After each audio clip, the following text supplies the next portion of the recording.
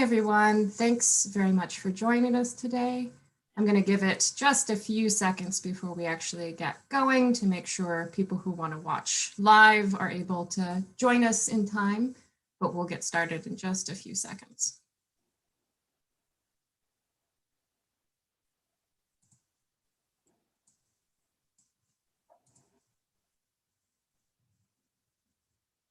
Okay, just to give us plenty of time today, because we have a action-packed seminar planned, I'll get going. So thanks everyone for joining me for the 6th seminar of Fish 513, Cultivating Inclusive Conservation Practices. I would like to thank the university and the School of Aquatic and Fisheries Sciences, in addition to the Campus Sustainability Fund for making this seminar possible. If you're interested in following along with the readings, they are posted on the class website that is posted in the video description below. The main reading for today is a paper that both of our speakers are on and is hot off the press, so not available online yet. But if you would like a copy to read, please do email me. My email is on the class website under this week's reading. And just as a note to folks, like every week, the closed captions aren't available in real time, but I will add them this weekend, so they should be available later. So I'd like to start off with a land acknowledgement. The University of Washington acknowledges the Coast Salish peoples of this land, the land which touches the shared waters of all tribes and bands within the Suquamish, Tulalip, and Muckleshoot nations. I would also like to acknowledge that we are on the traditional lands of the Duwamish people, who are the first people of Seattle. The month of November is Native American Heritage Month, and I think that while those of us who are not Indigenous should be continually recognizing the people on whose lands we live, this month particularly reminds me of the importance of supporting Indigenous-led efforts to thrive, teach traditional cultural practices, reinvigorate languages that settler colonialists tried to eradicate, and in regards to today's topic, exert the right to food sovereignty. I want to leave plenty of time for today's topics as we have a lot of ground to cover, but I did just want to note that there are a lot of great grassroots organizations across the world, but specifically here in Washington State, that do really meaningful work on these topics. The few that I want to highlight, the Potlatch Fund, Indigenous Roots, and Idle No More Washington are just a few of the Indigenous-led local efforts that could likely use extra support in these times as we realize the racial and economic disparities being played out in the pandemic. So please research your organizations near where you live this month and consider supporting them. With that, I'd like to introduce our speakers. William Housty will be the first speaking, followed by Will Atlas. William has a bachelor's degree in natural resource management and a deep immersion in Heiltsuk culture. Having many great teachers throughout his lifetime, William gained invaluable knowledge in Heiltsuk song, language, story, and names, and has supported his community in feast and potlatches through his lifetime. Growing up on the land and waters in Bella Bella, William has long had a keen interest and strong will to protect and take care of his people's territory. William works with the Heiltsuk Integrated Resource Management Department, which is focused on preserving the many resources of the Heiltsuk people. Will Atlas is a research scientist with the Wild Salmon Center, currently based in Vancouver, British Columbia. His research links scientific understanding of populations, ecosystems, and climate with the knowledge, traditions, and needs of human communities to promote the long-term sustainability of fisheries and coastal ecosystems. This interest has led him to a variety of projects and places, from Northern California to Alaska. For the last 10 years, he's worked with the Haíłzaqv Nation, supporting ongoing long-term research and monitoring of salmon populations and climate impacts on the Central Coast of British Columbia. By co-creating community-based science and stewardship programs with Indigenous nations and government scientists, he works to support applied scientific research and monitoring to address critical conservation-relevant gaps in our understanding of populations, fisheries, and ecological communities. With that, I would like to welcome you both and let you take it away. Thanks, Stacey. I'm just going to share screens and I'll let William lead off the conversation here. Give me a second.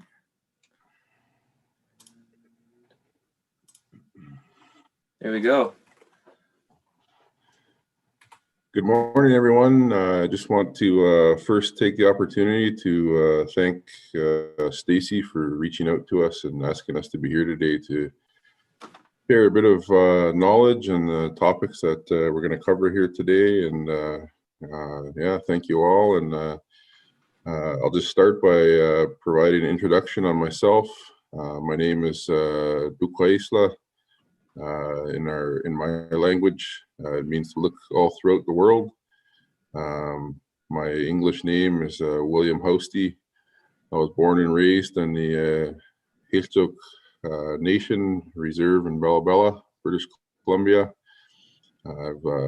As Stacy said in the intro there, I have a degree in natural resource management, and I work for the tribe for the resource management office, and I've worked with Will for probably a decade plus now on some of the research initiatives that we'll be talking about. So if you want to move forward on the next slide, Will, I'll get into some of the content. So this is a map of our territory. The red line that you see on the screen there is the extent of our territory. It's about I don't know what it is in miles, but it's about 35,000 square kilometers of land and sea that make up our territory. You can see we have so many different aspects of our territory, right from the mountain ranges and fjords out to the rugged coastal waters. It's two totally different worlds going east to west in our territory. So previously, if you looking at the red line, the boundary line of the territory, previously were originally made up of 13 tribes within the Heiltsuk people. Over the years, we amalgamated down to 5 tribes, which we currently recognize today. The amalgamation really happened between 1830 and 1895 when really there was the epidemic was the big factor, smallpox, influenza, tuberculosis. There were still some wars happening. But over the course of 2 winters, our population went from over 15,000 on the first census down to 200 people over 2 winters. So we were absolutely decimated by mostly the epidemics. So it was we lost a lot of our people during that time, and we've been continually rebuilding now up to the present day, where there's I think probably close to 3,000 members in our tribe now. So we're slowly rebuilding our population.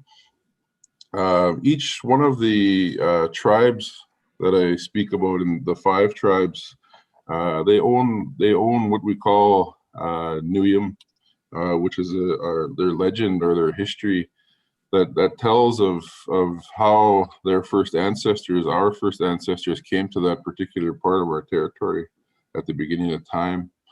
And a lot of those stories that we refer to as creation stories talk about simultaneously the creation of things like salmon, which is kind of the focus on what we're going to be talking about here today.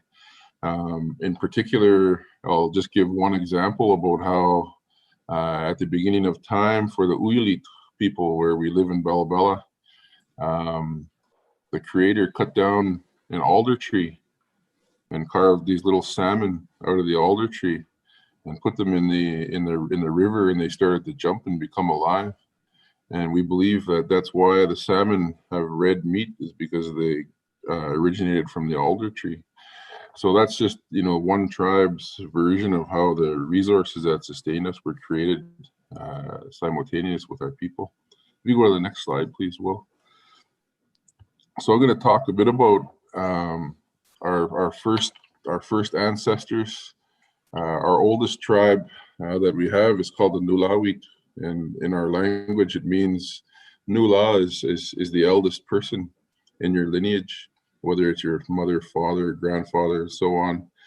And so this tribe, the Nulawit, literally translates into English as the oldest people in the world. And so what we did was we looked at some of our oral history of this part of our territory, and took that oral history and matched it up with an archaeological study that went on in 2014 at the main village in Tricket Island within the Nulawit territory. And what ended up happening was that the oral history that we have for that place was completely reaffirmed through the archaeological data that was obtained in that dig. Right now, it's the oldest settlement on all of the coast, North Coast, Central Coast, Haíłzaqv. The previous village that was oldest was 10,000 years, another Heiltsuk village. This one was a little bit over 14,000. So we're still working with the archaeologists. We have published papers on the archaeological finds that came from that study that you can find online as well. I was an co-author on those, so if you probably Google that with my name, you could probably find that out there if you're interested in looking. But if Will, you can go on to the next slide. So really, going back to the beginning of time for us, to the Nulawi, to Tricket Island, to when our first ancestors came, really that was when we established the social structure that we currently live by today in Bella Bella. So there was over those 14,000 years, there was a development of a hierarchy, right from the head chiefs to the middle chiefs to the low chiefs to the high-ranking woman to the commoners to the slaves. And when I say slaves, I don't mean slaves in a way where people were as like slavery. I mean, it's not the best term to use, but basically a slave was someone who may have been taken in war, that was given a place within our society, was given opportunities to work, given opportunities to live. So it wasn't like they were treated badly or different. It was just that they sat at the lowest portion of our hierarchy. And so that hierarchy system was developed over all that time. It's still used today when it comes to things like ceremony, when it comes to things like a potlatch, when it comes to resource management in some ways that I'll talk about. So it's a really important thing that we live by, this hierarchy system, because the bottom is no more important than the top, because the top can't function without the bottom and the bottom can't function without the top. So everybody within the hierarchy system, has a role in every aspect of life. And to focus in on a part of that, or maybe I'll get Will to move to the next slide, I'll use fisheries as an example. So everybody within the hierarchy has a responsibility to help manage and to take care of fisheries, as an example. So each chief owned their own creek within our territory. So there's thousands and thousands of creeks in Heiltsuk territory. Not all of them are salmon bearing, but some of the major ones are the ones that were owned by the chiefs. And it was the chief's responsibility to oversee the management of these creeks, to make sure that they were sustainable for them to live by with the salmon. So I use if you look at the photo that's on the slide there, you can see the stone fish traps up on the top right. These were created by our ancestors as a tool for harvesting salmon using the tides. Very, very simple yet effective technique for getting salmon. It was designed in a way that the weaker salmon who were coming into the mouth of the rivers were targeted. We always made sure that the stronger salmon were left to go up into the rivers to spawn, so that those strong genes could carry on. But most times it was the weaker salmon that were harvested. And then you can see below some of the other techniques that were used by our ancestors and us today. The weir that's in Koeye as an example. But I just want to highlight an example of how our social structure ties in with something like fisheries. And I'll use my own family as an example. So my late grandfather told us stories about his grandfather, and he owned a creek. There was a creek that was his responsibility to manage because he owned it. So every year in the spring, when the herring were done spawning, they would go to the creek and they would walk the creek. And if the creek was rushing too hard, they would fall trees into the river to slow it down. If the river was too slow, if there was too many blockages, they would remove the blockages. If there were too many predators like bears or seals or sea lions, they would take some of those predators for food purposes and decrease the amount of predators in the area for when the smolts were coming out and when the adults were returning.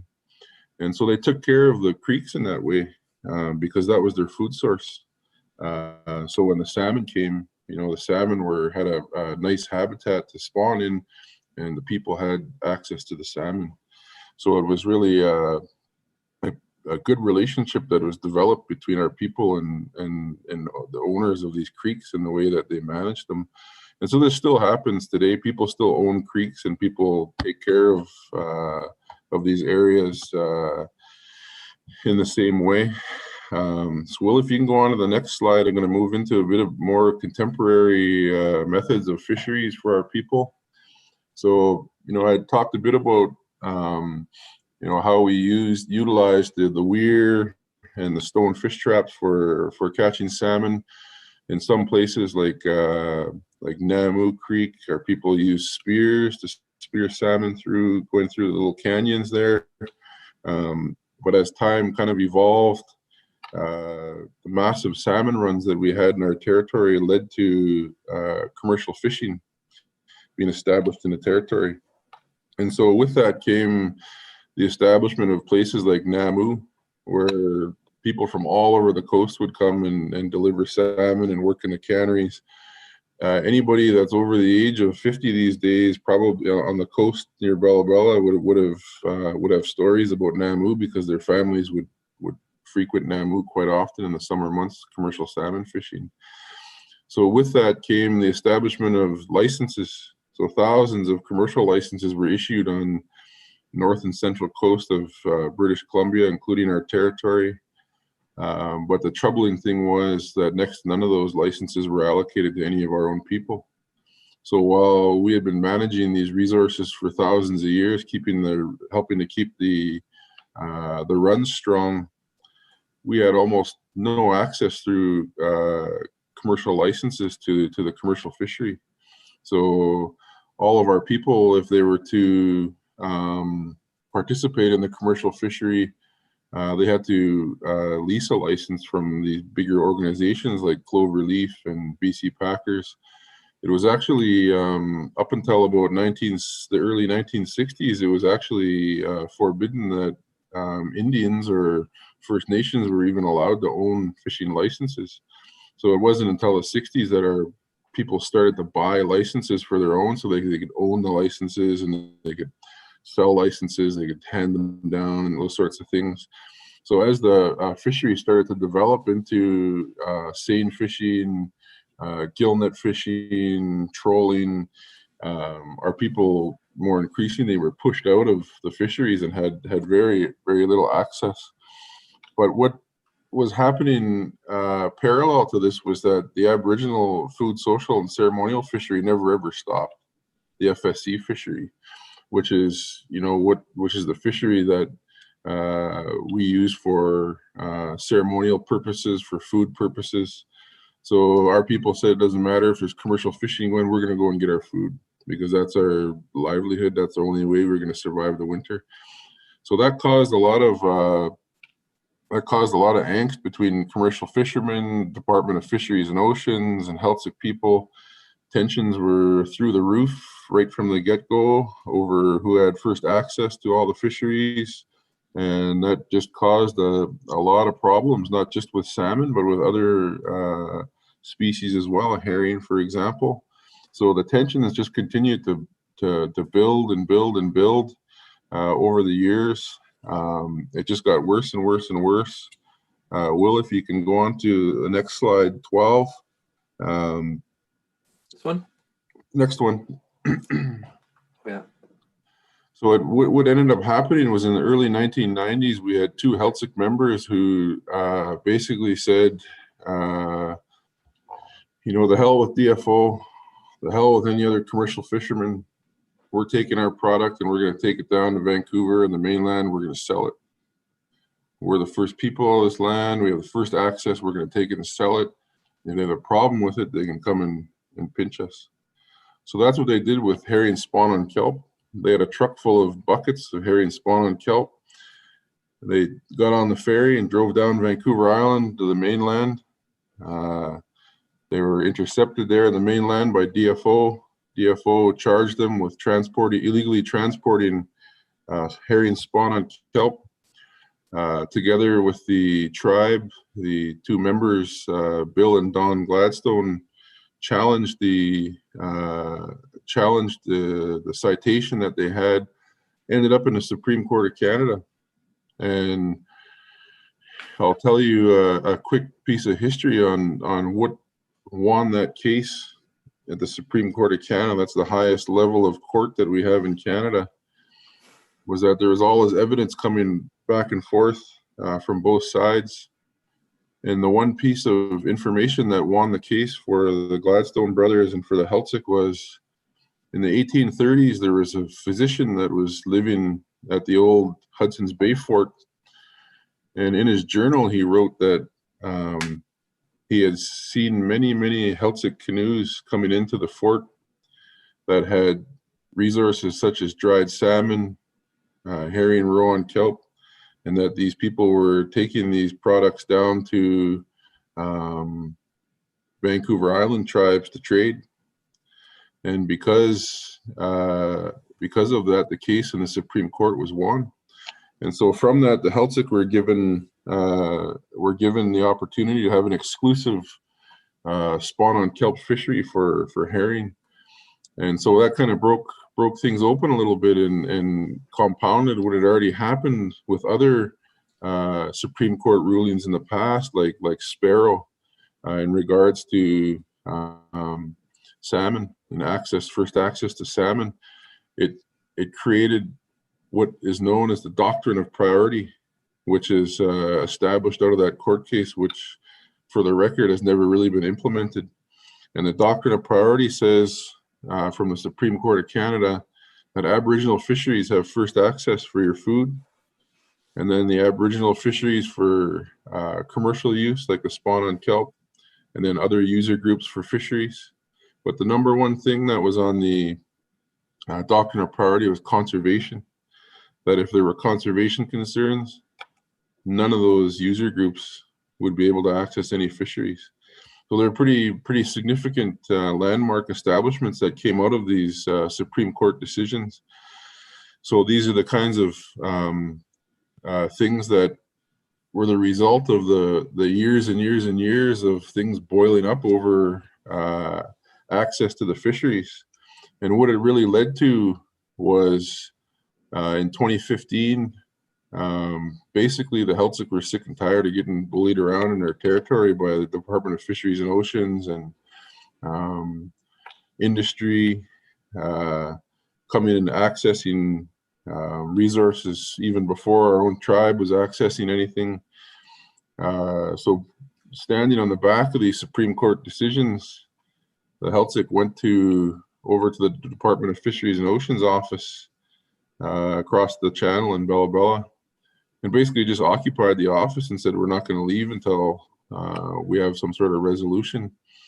So what ended up happening was, after several days of locking down the office, nobody comes, nobody goes, tensions running high, people were ready to take to the water and stop any other fisheries should they happen.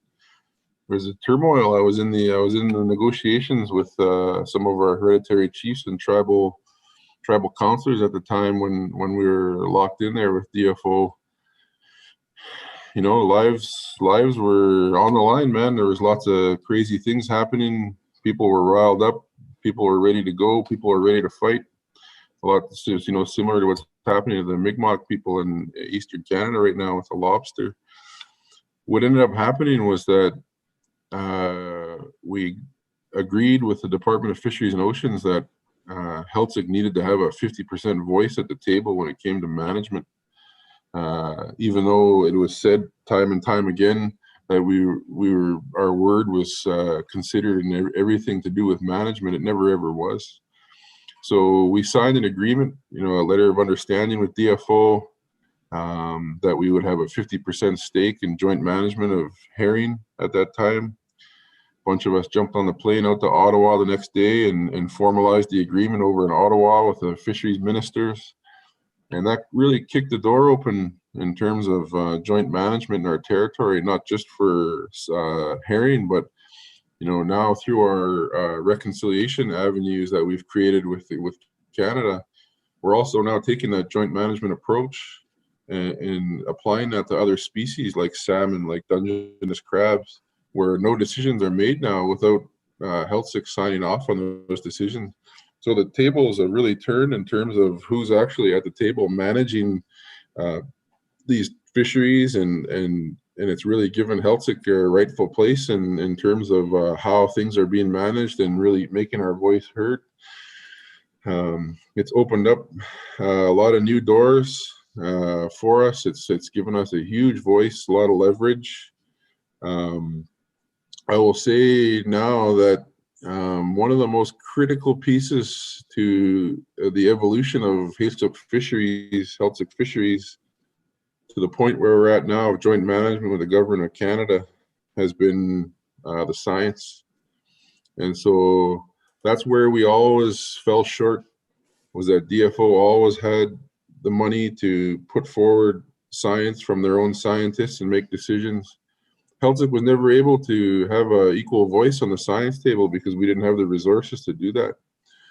So through partnerships that we've developed over the years with people like Will, the Wild Salmon Center, and more recently, some academic institutions, Simon Fraser University, University of British Columbia, University of Victoria, all of these academic institutions and partners that we were able to pull together, we're able to now have an equal voice at the table, at the science table, which is probably the most critical piece to Heiltsuk having a say in joint management. Prior to this, DFO was able to come in with their science and make recommendations that we really had no choice but to go along with, because we didn't have anybody kind of keeping them honest along the way. So now we have our own folks who are either contracted or working in partnership with the tribe, sitting at these science tables, providing information, providing accurate information, and making real good, honest recommendations for approval for management of species. And as I said, we're kind of well on our way doing this with herring, and salmon's kind of just starting to happen. And so what the work that Will's been doing over the last several years has really fed directly into joint management of salmon. And so I really want to underline how important the science is here, because it's the science that's really giving us the legs to stand on here for joint management and what that means for the tribe. And so to kind of finish up my part, because I really want Will to have the opportunity to talk more on the science side, the Heiltsuk have been opposed to things like treaty right from the get-go. The Heiltsuk were in a treaty process until 1996. Government of Canada came on and said, as a part of the treaty settlement, we'll give you about $5 million and about 2.5% of your land base. And you could hear the laughter from around the community when that offer came forward. Heiltsuk stepped away from the treaty table and said, thanks, but no thanks. In the last several years, we've entered into reconciliation agreements with Canada, both nation to nation, Heiltsuk to Canada, and also a part of an aggregate coastal First Nations, which is an aggregate of, I think there's 6 or 7 other nations that are part of a higher level Great Bear Initiative, signed reconciliation agreements with the government, which brings a lot of funds into the tribe for things like joint management of species, more license access for Heiltsuk people. So a really a 180-degree turn from treaty. No rights and title were put on the table with his reconciliation process. It's really an exploratory process to see how it works and if it works. but it's brought good things to the tribe so far, and it's really given us the opportunity to take part more in some of these science that I've underlined as being so important. So Will knows the science stuff a lot better than I do. So I want to give him the opportunity to kind of talk a bit more in depth about some of the work that's gone on specifically, and just know that all the good things that Will talk about is really the crux of what it is to be at the table for joint management, and how important it is for us to have both the Indigenous knowledge tied in with the science. Weaving those two together has been like a Thor's hammer for us.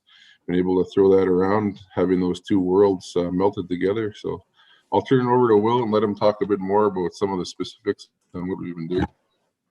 Thanks, William. So I'm going to step back really briefly before diving into the sort of details of Heiltsuk salmon science, and frame this a little bit more broadly in terms of, as we accelerate into the Anthropocene, human societies are confronting the limits of our planet's ecological systems. And many of us are learning, perhaps for the first time, and often painfully, what it means for our fate to be tied to the environment that we depend on for sustenance, water, clean air, and a host of other naturally provisioned benefits. But knowledge of our planet's inherently finite nature and the cultural norms, practices, and laws of this knowledge necessitates has been learned and forgotten by people for countless generations. And it remains foundational to the identities and worldviews of place-based Indigenous people like the Heiltsuk.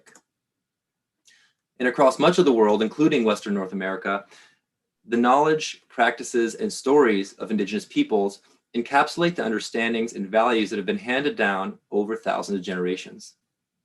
Given the vital role of ecosystems in supporting vibrant and prosperous pre-colonial Indigenous cultures, Indigenous people hold a deep reservoir of knowledge related to the stewardship, cultivation, and diversity of biological life within their homelands. Indeed, all around the world, Indigenous stewardship is vital for the protection and restoration of Earth systems. A recent review of global landscape conservation found that Indigenous people manage more than 40% of the Earth's ecologically intact landscape. And around the world, Indigenous managed lands actually support similarly high vertebrate biodiversity to parks and protected areas. In places like Canada, Indigenous knowledge is being harnessed and is being advanced by Indigenous people to shape management and conservation outcomes. For example, Dene knowledge holders have identified previously unprotected subspecies of caribou with Indigenous knowledge related to differences in size, morphology, habitat, and migratory routes of distinct caribou populations in their territory. These insights were subsequently corroborated by population genetics research. And our backyard here in the Pacific Northwest is no exception.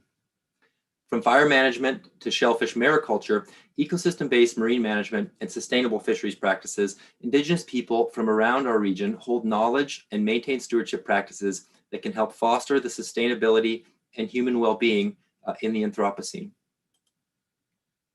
And this recognition of Indigenous stewardship and ecological knowledge is set against a backdrop of growing legal and political authority among First Nations and Native American tribes.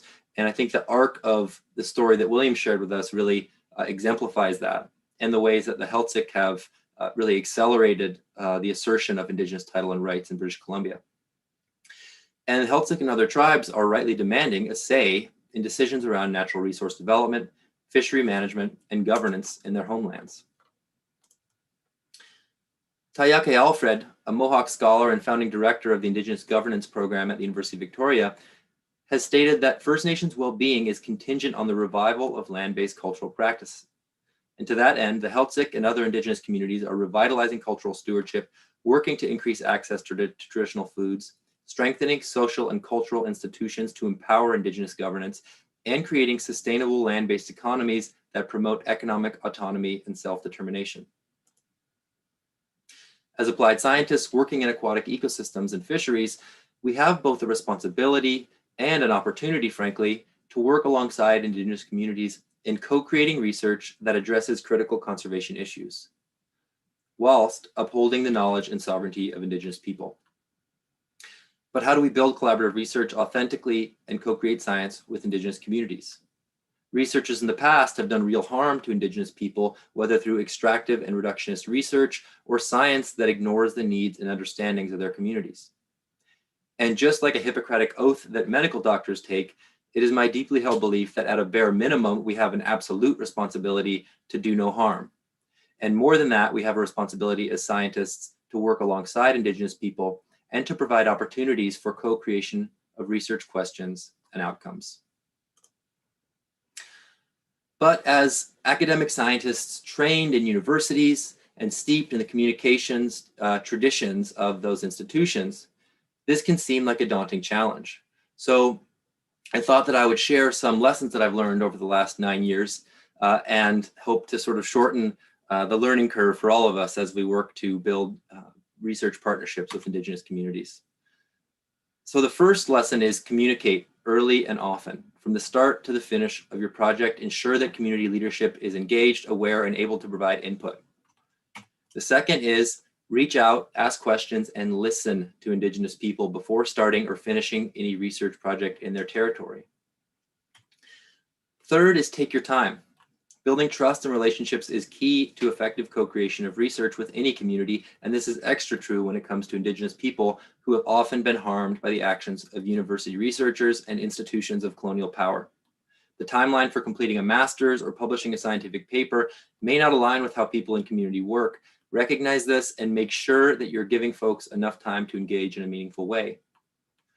Fourth, be authentic and follow through on your commitments. This is a really simple one, but in my experience, folks like William can see right through the BS. Don't assume that your data captures the whole story or is the only way to understand ecosystems. Indigenous ecological knowledge is grounded in deep and long-standing traditions of observation, generational knowledge transfer, and resource stewardship. Talk through your conclusions with community partners to understand how they mesh with their own observations and understandings.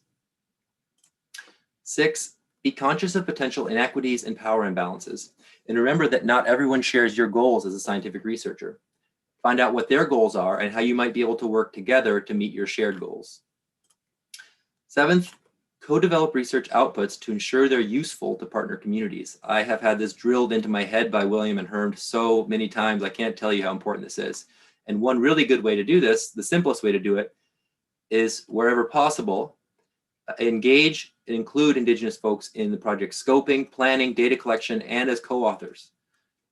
And then finally, give back by making sure that community members are involved in projects and that they have opportunities to participate. And that includes youth especially. So as I've mentioned, these are lessons that I've learned over time and occasionally painfully. So hopefully in 2020, we can shorten the learning curve for scientists a little bit. But I've been really blessed to spend the last 9 years working with William, Herm, and dozens of other Heiltsuk community members. And it's been a real learning experience, one that's coincided with a ton of growth in my own life and career. And one thing that those 9 years have taught me is that we cannot understand salmon without understanding people. Salmon are truly the foundation of a social ecological system, one that has evolved over millennia and that has changed rapidly in the past 150 years.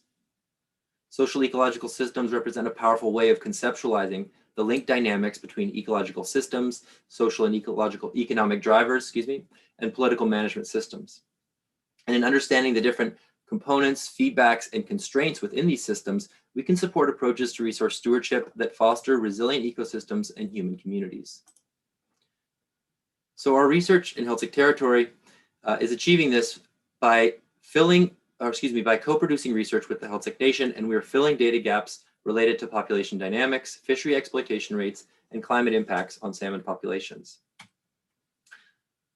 Second, our work is providing resources and capacity for emerging First Nations leadership in fisheries management and mentoring the next generation of youth and community leaders in Bella Bella.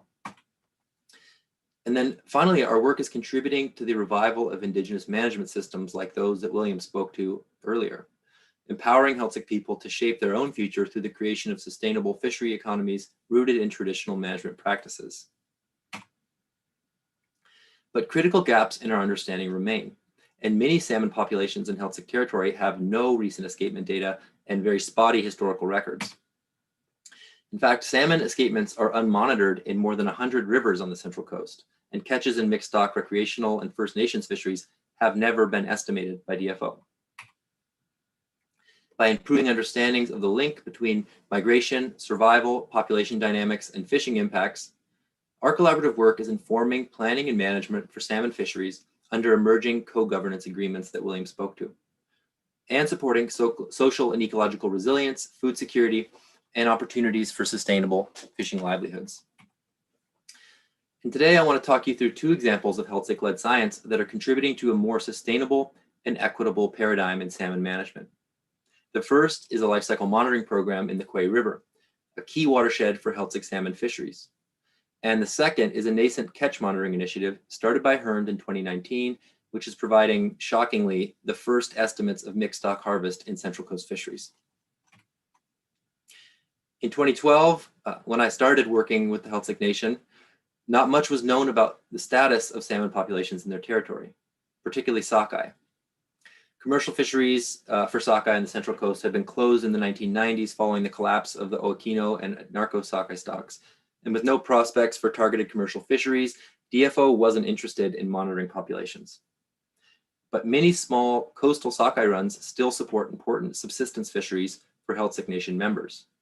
And Hernd wanted to build a program that could provide information for local management. And there was really only one place that made sense in terms of where to build this program. The Koeye River watershed supports the largest population of sockeye in Heiltsuk territory, is a major cultural site, and is unimpacted by logging or other development. Prior to the program, sockeye were monitored only sporadically by DFO, every few years, typically with a single overflight count, if at all. Koeye has also been home to Koeye Camp for the last 23 years, a Heiltsuk summer camp focused on connecting youth with Heiltsuk principles of cultural and environmental stewardship. And in setting out to improve monitoring in Koeye, we wanted to build a program that braided Heiltsuk traditions in salmon stewardship with modern best practices for population monitoring. While weir stakes had been discovered at several archaeological sites in Heiltsuk territory, there was no living memory of the practice of weir building when we started in 2012. So the weir project really had the dual purpose of supporting cultural renewal and education while providing rigorous population monitoring. The weir was built from locally harvested cedar logs. It's installed every year in early June and runs to the end of July, corresponding to the timing of the sockeye migration. In a typical year, we'll tag around 500 sockeye with visually identifiable tags that are subsequently resighted during fall spawning ground surveys to produce mark recapture estimates of escapement. It's also become a fixture in the community. We've trained and employed more than 20 Heiltsuk staff members over 9 years of operation. Campers from Koeye Camp and students from the Bella Bella School make regular field trips to learn about the weir and its role in Heiltsuk salmon stewardship. And people on the streets, in the grocery store, and on the dock in Bella Bella regularly ask us during the summer months, how are the sockeye looking in Koeye? The weir is also increasingly providing opportunities for a sustainable terminal fishery informed by in-season data on escapement. Given recent declines in sockeye smolt to adult survival across much of the BC coast, targeting harvest on healthy populations like Koeye and using in-season data on run size to inform harvest rates can provide sustainable fishing opportunities while limiting long-term conservation risks. In 2016, we installed a network of 4 RFID identification antennas spaced across the longitudinal extent of the Koeye watershed. These antennas, which are powered by off-grid solar, detect uniquely coded pit tags when the fish swim over them. This system provides a powerful tool for understanding migration and survival of salmon in Koeye, serving the dual purpose of allowing us to track the fate of individual adult sockeye from the weir to the spawning grounds, and estimate smolt to adult survival for sockeye and coho tagged during their seaward juvenile migrations. And the timing of salmon migrations has evolved to match suitable hydrologic conditions for migration and spawning. But rapid ongoing changes in climate are altering the timing of river runoff and warming rivers, confronting migrating salmon in Koeye and other watersheds with conditions unprecedented in their recent evolutionary history. And we know from a substantial body of research on the Fraser and the Columbia rivers that sockeye can experience physiological impairment and elevated rates of pre-spawn mortality when temperatures exceed about 18 degrees. We also know that because of climate warming, sockeye in these watersheds now routinely face these stressful temperatures, threatening the long-term viability of sockeye populations that formerly supported some of the world's greatest fisheries. And from 7 years of temperature monitoring in the lower Koeye River, we know that there is potential for these stressful temperatures to overlap with sockeye spawning migrations. The purple lines are the temperature in the lower river observed for individual years from 2013 to 2019, and the black line is the mean temperature for those years. You'll note that on average, temperatures in the lower Koeye are exceeding 18 degrees by early July, exposing migrating adult sockeye to elevated risks of pre-spawn mortality. And many other coastal rivers experience similar summer temperatures, conditions which are exacerbated by numerous lakes in their catchments, dark, humic-stained waters which readily absorb heat, and low elevation watersheds that provide limited snowmelt runoff. But despite the potential risk of warm summer temperatures to coastal sockeye, to date there's been no work to evaluate climate risk to sockeye migrations in these rapidly warming watersheds. So to quantify potential climate impacts on migrating adult sockeye, we reconstructed individual survival histories from the Weir to RFID sites in spawning tributaries above Koeye Lake. We then fit a Bayesian logistic model to this apparent survival data to estimate the effects of river temperature, river flow, and gillnet or predator injuries on the probability of survival. And we found that survival among tagged fish dropped precipitously as temperatures increased, and that the effect of temperature was modulated by water level, with the negative consequences of warm water being more acute when the water was low. Also, fish with gillnet or predator injuries fared even worse, with an average reduction in survival of 30%, showed here by the dashed line in panel A. Now, the risk posed by warm water was mitigated by a dramatic cessation in migration when flows were lowest and water temperatures were hot. River entry, as indexed by daily tagging numbers, declined sharply when the gauge height dropped below 0.4 meters, and only 11 fish were tagged under these low water conditions, despite the fact that water levels fell below 0.4 meters on 26 days across 4 years of tagging. In some ways, this is good news, as it means that fewer fish were exposed to warm temperatures or low flow conditions that often result in en route mortality. But it comes at the cost of longer marine staging, as fish wait for rainfall to raise water levels and lower temperatures. And this means that if climate warming drives increased risk of drought and migratory delay, increased vulnerability to fisheries or marine predators may act as proximate drivers of climate-induced mortality. Now, our work in Koeye provides one example of how Indigenous knowledge and management systems can address contemporary management challenges, and how science, resource management, and harvest can be reconnected through community-led programs that empower local people as leaders in fisheries management. And something needs to change, because BC has been hemorrhaging fisheries livelihoods in recent decades. In fact, 2019 saw the lowest commercial catches on record. And the decline of wild salmon has led to stark changes in opportunities for coastal people whose food security and economy have been supported by salmon for millennia. From 1985 to 2017, the number of commercial salmon licenses in BC dropped by more than half. And across many communities in BC, the story is the same. In just 150 years, the colonial paradigm of centralized federal management of mixed stock commercial salmon fisheries has collapsed, leaving in its wake both economic hardship and an opportunity to revitalize traditional systems of salmon management and empower Indigenous governance. And in many meaningful ways, traditional management systems look very different from contemporary mixed stock management. Indigenous fishers relied on a variety of methods and management approaches, but most of these methods share several key attributes that promote long-term resilience of salmon fisheries. First and foremost is the scale of management. Weirs and fish traps catch salmon from a single stock, and chiefs who held proprietary access rights could control harvest and ensure adequate escapement. The second key attribute is that the process of fishing and stewardship is inherently linked, since those harvesting the fish are responsible for looking after the long-term viability of their own fishery.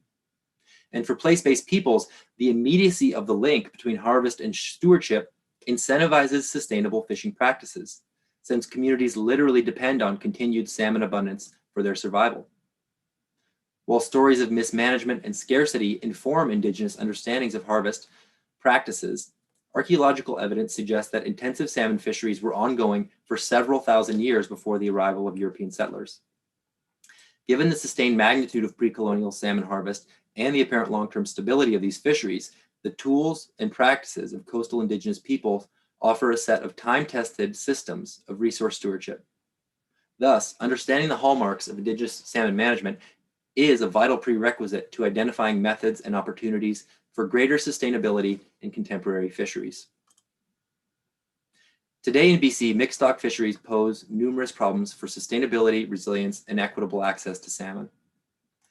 From an equity and governance standpoint, salmon management has compartmentalized science, management, and fishing, handing down policy to fishing communities, often with little input from people on the ground.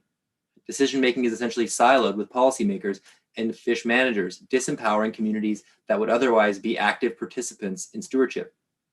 Mixed stock fisheries also pose numerous biological risks, including high incidental harvest of non-target species and endangered populations.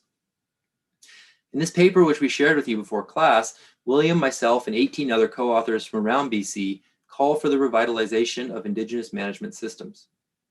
We believe that this transformation could contribute to greater sustainability and opportunity in salmon fisheries and support more equitable management that benefits wild salmon and local communities. But even if commercial or First Nations FSC fisheries in BC were transitioned to entirely terminal and selective fisheries, there would still be considerable mixed stock harvest of Central Coast salmon in commercial and recreational fisheries in Alaska and coastal BC.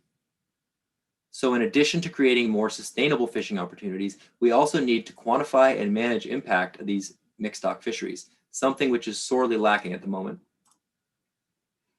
Responding to this gap, the Heiltsuk Nation initiated a community-run catch monitoring program in 2019. This program involves dockside and telephone interviews with Heiltsuk and recreational fishers to quantify catch per unit effort and sample mixed stock catches. And patrols by the Heiltsuk Guardians are being used to quantify the spatial and temporal distribution of fishing effort across the territory. This data is then used to quantify total harvest in recreational and Heiltsuk FSC fisheries, and by coupling this data with genetic stock identification, we will be able to apportion this harvest among salmon conservation units from around the region. Our team at HERN did a fantastic job of running the project, and folks in the community have been really interested and engaged. Over the last 2 years of the project, we've conducted more than 500 interviews and sampled DNA from around 600 Chinook, coho, and chum. And while we knew that a lot of salmon are caught on the Central Coast, our catch estimates for 2019 surprised all of us a little bit. In 2019, our median estimate for the number of Chinook and coho harvested were 77,000 and 88,000 respectively, more than 75% of which were estimated to have been caught by recreational fishers. And when we ran the genetic stock ID for the 125 Chinook sampled in 2014, we found that 24 different Canadian CUs and American ESUs were represented. But what you can see here is that only about 40% of these fish originate from rivers in the Central Coast region, primarily from the Bella Coola ecosystems. The remainder are from a constellation of populations ranging from Vancouver Island in the Salish Sea all the way down to California's Central Valley. And given the magnitude of recreational catches on the BC coast and the fact that these catches were previously unquantified, it's not a stretch to say that mixed stock fishing impacts on the BC coast may be contributing to overharvest of ESA and COSEWIC listed Chinook stocks. But even more immediately relevant to the Heiltsuk are data on coho exploitation rates. We have yet to get GSI results back from coho samples, and baselines are so poor they may not tell us much. But coho populations in Heiltsuk territory often feed and stage in coastal marine waters for a month or two prior to freshwater entry. This poses a high risk of capture in these intensive marine recreational fisheries and a high likelihood that these fish are being overharvested in many years. In what has become something of a trend, the Heiltsuk and other Central Coast nations are taking the initiative to collect the data needed to manage natural resources in their territories, and pulling DFO along with them as they demand more accountable and data-driven management. But recreational and First Nations fisheries catches remain unquantified from Area 5 south of the Skeena River down to Area 9 in Rivers Inlet. Having seen the potential power of the data generated by the Heiltsuk Catch Monitoring Initiative, the other 3 Central Coast nations, the Kitasoo-Hehes, Nuxalk, and Wikinuk, have joined the Heiltsuk in proposing a 3-year Central Coast-wide initiative to develop First Nations catch monitoring programs that can provide this information on an annual basis. We're also working to improve genetic stock ID baselines for coho so that CU-specific catches can be used to evaluate fishery performance relative to biological benchmarks negotiated by First Nations and DFO. But better data and more First Nations leadership will not solve all our problems. We need a fundamental shift in the values that underpin our collective relationship to the planet, and thinking beyond our immediate desires and needs, and valuing the well-being of future generations, empowering local people as active participants in stewardship of the resources and lands that sustain them, and always remembering that humans are part, not apart, from ecological systems. We're at a critical moment in British Columbia and around the world. Many of the old paradigms that govern natural resource management have failed us, with their focus on maximizing yield and profit, often at the expense of ecosystem resilience, biological diversity, and equitable access for local communities. In the face of these challenges, First Nations across Canada are rising up and asserting their inherent title and rights. But to meet this moment together, we need a broader conversation about the values that guide resource management in Canada, who gets to sit at the table, and what systems of knowledge are legitimized in the halls of power. There are many encouraging signs, and the fact that we are all gathered here today is testament, frankly, to the changes that are already happening in our society. So let's keep it up, and I will look forward, both of us will look forward to your questions. Thanks so much. Awesome. Thank you both so much. Both of those talks were really amazing talks, and we're really grateful for having you here today. I'm going to open it up for one quick question before we jump to the student one-on-one portion, so we make sure to give people enrolled in the class plenty of time. Not that everybody on YouTube, I love you very much as well, so you're all very valuable, but our YouTube question that we have is thanking you both and then saying, can you speak more to co-creation of fisheries rules between DFO and Heiltsuk communities? Is it a one-way street, or does DFO ever move towards more Heiltsuk standards? William, you want to speak to that one? Yeah, for sure. No, I think that's a good question. It's not just a one-way street. You know, there's lots of things that need to be done on both sides to make sure that proper fisheries management happens. Obviously, Heiltsuk has to pull our weight in terms of resources and capacity. DFO is tasked with looking at existing policy that was, as Will said, was normally developed independent of anybody on the ground. So lots of times policies will come to Heiltsuk once they're finished, and we won't have an opportunity to input into those policies. So changing the way those policies are created and amending them, looking at things like integrated fisheries management plans that are kind of the annual management plans for fisheries and how fisheries are going to happen, integrating what's happening on the Heiltsuk side into those. So it's a two-way street. There's lots of work that needs to happen on both sides. We're learning as we go. You know, it's not an easy process. Anytime you have to work with a government, it's never easy, but it's necessary, and it's a lot of work that we have a lot of resources invested into. And so, yeah, no, it's definitely a lot of work on both sides that needs to happen. So, you know, I will give credit where credit's due, that DFO has stepped up to the plate in terms of actually providing manpower, in terms of having people and capacity at the table to have these discussions. Previously, that didn't even exist. There wasn't the will to do it. So DFO has actually put a lot of effort into reconciling a lot of the issues that were brought forward. So, you know, definitely a two-way street in making this work. Awesome. Thank you so much. Will, yes, Will. The Wills are hard to keep clear when referencing. Will, do you have anything to add to that briefly before we jump out? You know, I think William really kind of captured it, and he's sat at those tables, you know, for years now and really knows the ins and outs. The only thing I will say is that I think a lot of DFO staff in various programs, whether that's the AFS program or stock assessment or fish management, they have, you know, their values are aligned with our values, and they really share, you know, our goals, but they're constantly playing a game of whack-a-mole where, you know, they don't have the resources to do their jobs, much less engage with new processes or transform the way that fisheries are managed in Canada.